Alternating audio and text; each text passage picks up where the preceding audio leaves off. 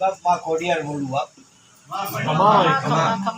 હુકમ નહોતો પણ બાપ હુકમ કરી દીધો બાપ કે આવો બાપ મારા ધામમાં. હે અને સમય વધારીને બાપ એક દિવસ મારી ખુડલ ધામ માટે સાચવી લીધો બાપ.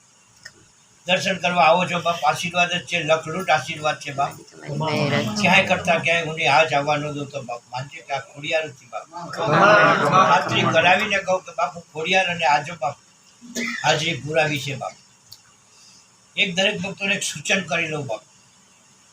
જ્યારે તમે મારા મઢડે આવીને મારા દર્શન કરો છો બાપ, શ્રી વાસંગી દાદાને પ્રસાદ ધરો છો ને બાપ, ત્યાંથી દર્શન કરીને બહાર નીકળો ને ત્યારે ચોકમાં ઊભા રહેજો બાપ. ને ચોકમાં ઊભા રહીને ધજાના દર્શન કરજો.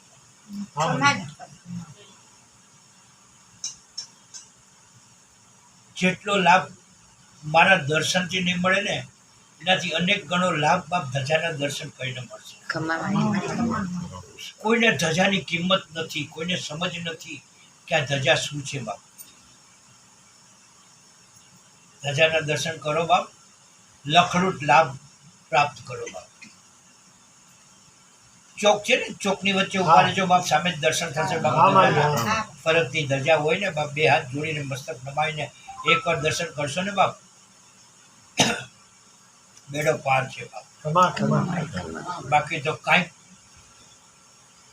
સંજોગ હોય, સૂચન હોય ને મારે કંઈક કાર્ય કરવા હોય ને બાપ, ત્યારે જ બાપ હું હુકમ કરું છું કે મારા દરબારમાં આવો, માટેલ ધામમાં આવો. આવો છો ને એમાં ઘણો બધો લાભ લઈને જાઓ છો. વાંકાનેરમાં ગૌ માતાના દર્શન કર્યા હોય, ગૌ માતાને નિરણ જમાડ્યું હોય બાપ, આશીર્વાદ લીધા હોય, અને પછી એ આશીર્વાદ લઈને જ્યારે પવિત્ર થઈને તમે મારા દરબારમાં આવો છો ને બાપ, ત્યારે લખલૂટ આશીર્વાદ મળી જાય.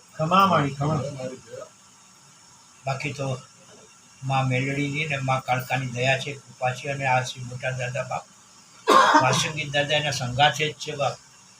એટલે આશીર્વાદ તમને માગો કે ન માગો મળી જ જાય છે બાપ. કોઈ શક્યતા નથી કે આશીર્વાદ ન મળે બાપ.